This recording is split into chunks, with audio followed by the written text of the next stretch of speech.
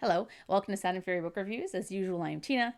Today I'm doing a book review of I Cheerfully Refuse by Leif Enger. This is a book from Grove Press coming out April 2nd, 2024. I received this arc from NetGalley in exchange for a fair review. Yes, another book about frickin' boats. It must be creeping up on summer here because I am getting the lake fever. I don't even have a boat right now. next year, hopefully. I do have Charlena though, so let's. I was drawn to this novel because of Lake Superior, a lake my province shares with the United States. It is the deepest of the Great Lakes. It's like 1,332 feet deep, and it's the largest by surface area. It's 31,700 miles. Yes, around the same size as Austria, and holds 10% of the world's freshwater. There have been over 350 shipwrecks in the lake, including the Edmond Fitzgerald, and there's a song about that, and it's a really fun song. I'm not going to sing it. Lake Huron, has my heart, but Lake Superior has my soul.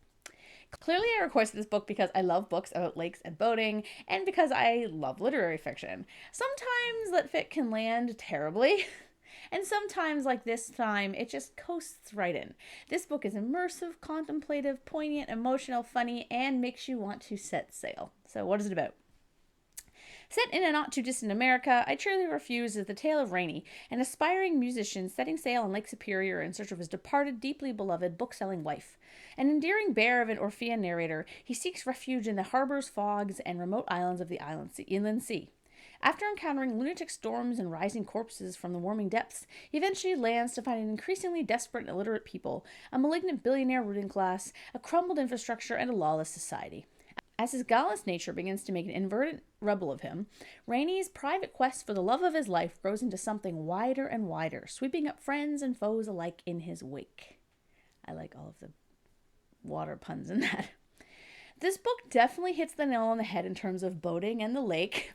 While the first part of the story takes place on land, a great deal of the last 2/3 of the book is on or near water.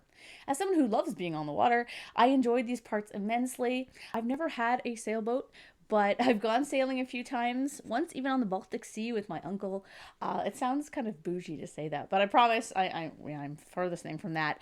The call of the sea just runs really strong in both my and my husband's families. Learning to sail is one of my life's goals. As one of my husband's uncles, he has a sailboat, and we've been on that quite a few times, and it's so nice, and I would love to do that.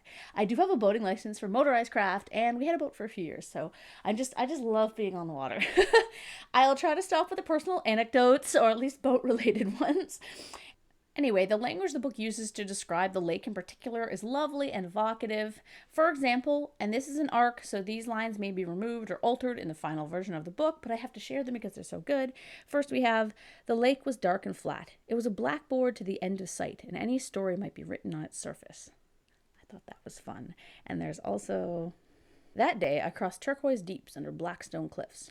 Those who imagine themselves alone on tragic planets understand the allure of desolation. So cool. And there's one more that's just kind of amusing I want to share with you. He said concerts and restaurants were well enough, but a bookstore was civilization. I thought that was cool.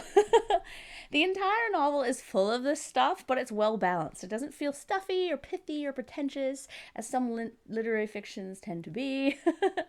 The book is also quite funny at times, at least in the first part. After the first 20% or so, it gets very serious for a while, and the comedy becomes more, slight smile-worthy versus an actual, chuckle. But there were a few parts in the earlier pages that had me actually laughing. I never knew where the book was going plot-wise, and small details mentioned earlier in the story are woven into the ending in a way that feels organic and natural. The tone is entrancing because, much like the sea, it ebbs and flows. We have moments of lightness, of calm, of reflection, and moments of despair, high tension, and sorrow.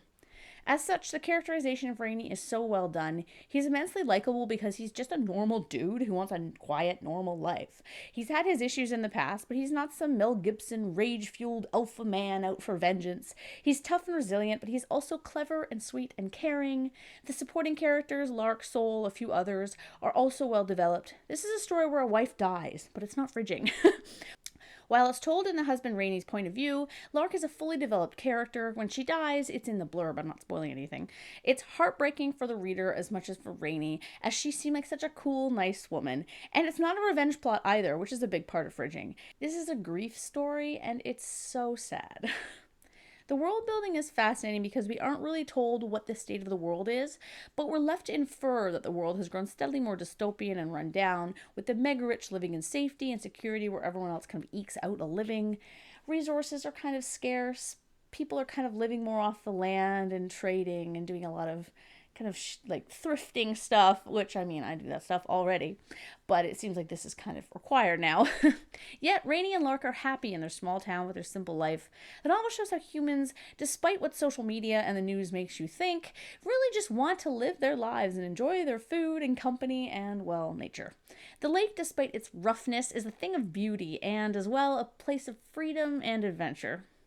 And before I wrap up, I have to mention that this book references this other book, The Minotaur Takes a Cigarette Break, which I believe I've mentioned on the channel before. But I read this book like probably 20 years ago and I loved it. I'm scared to read it again because I'm like, no, what if I don't like it as much? I've never heard of anyone else who's even heard of this book. And this dude goes and references it in his novel. And he talks about the lake in such a way. Sir, are we soulmates? Anyway, if you love literary fiction, the sea, or lakes, as technically only salt water can be a sea, who cares? Stories about men who actually love their wives, and beautiful language, you should check this out. I really, really enjoyed it. I could not put it down. It is a top contender for my favorite book of the month, so that's how much I liked it.